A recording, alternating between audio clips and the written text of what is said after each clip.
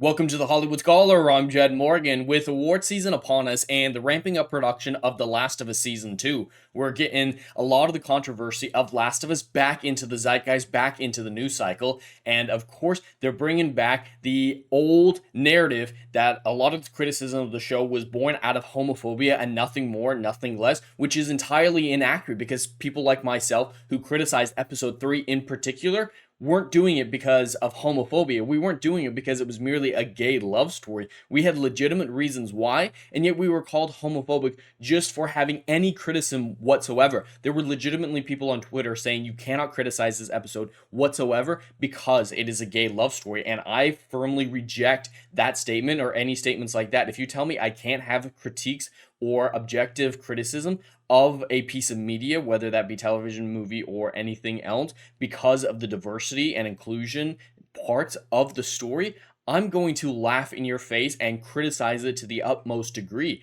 And that's what I did with Last of Us, despite the backlash I received on social media and on YouTube for that criticism. And none of my criticism was ever about the gay love story, because as anyone who's played the game knows, or at least played it in depth, Bill's character was already gay, and no one had an issue with that. His love story with Frank in the game wasn't in the forefront, obviously, but it was still a tragic story with a lot of veiled animosity between the two of them, because Bill is a very confrontational person, and that's definitely not what we saw on the show. He was much more mild-mannered. Yeah, he was passive-aggressive in the show, but he wasn't the Bill we knew and loved from the video game.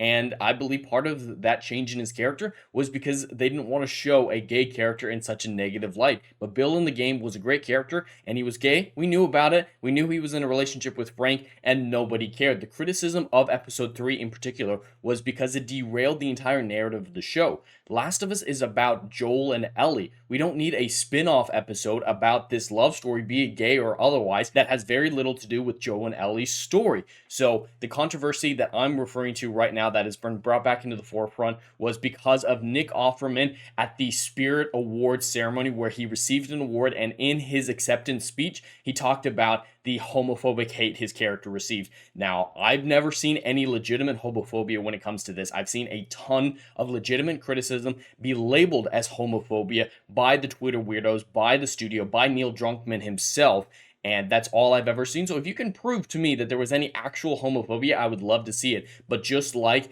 every time this has come up, every time a racial narrative has been built at a studio about a current project, it's never been true. And if you even have one or two, it is rare, as in the case with Moses Ingram's racism response in the Kenobi TV series. So the exact words here are in this video, but I'm going to skip down to the quote they have here. When homophobic hate comes my way and says, "Why did you have to make it a gay story?" We said, "Because you ask questions like that. It's not a gay love story. It's a love story, you asshole."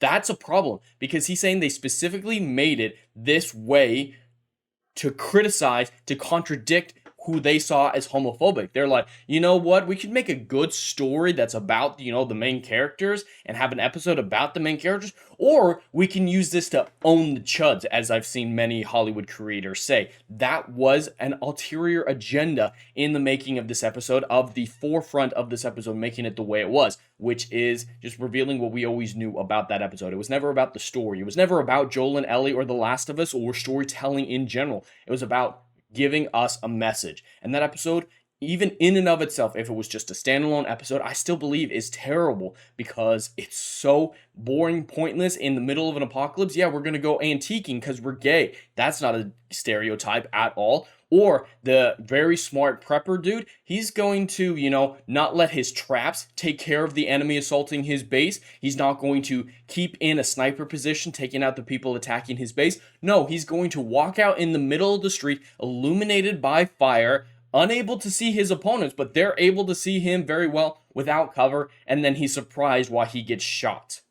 Yeah, that's not contradiction or poor writing whatsoever to garner some sort of romantic scenes about Frank nursing Bill back to health, because that was the whole point of that. And a talented writer could make a scene like that justifiable and make sense within character and just basic logic, but the writers at this show didn't care to, or are incapable of good writing. So once again, this narrative is so easily disproven, because the criticism of episode 3 wasn't about the gay love story. It was about, you derailed this for a political message, as he confirms here. The derailing is the biggest problem because we knew he was gay for a decade and nobody cared. So we can disprove this all the live long day. You can keep bringing this up, Nick Offerman. You can keep bringing this up, HBO, The Last of Us, and Neil Druckmann. You can always bring it up, but we can always bring back, we knew he was gay. It derailed the story. End of argument. The straw man is so easy to take down, but they're still going to use it because it's the only way that they can feel like they're right in their position,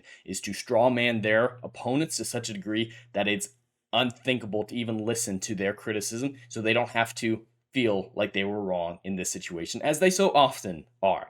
But anyway, that's all I have for today. I'd love to hear your thoughts in the comments below. Please like and subscribe, and I'll see you in the next video. Anon.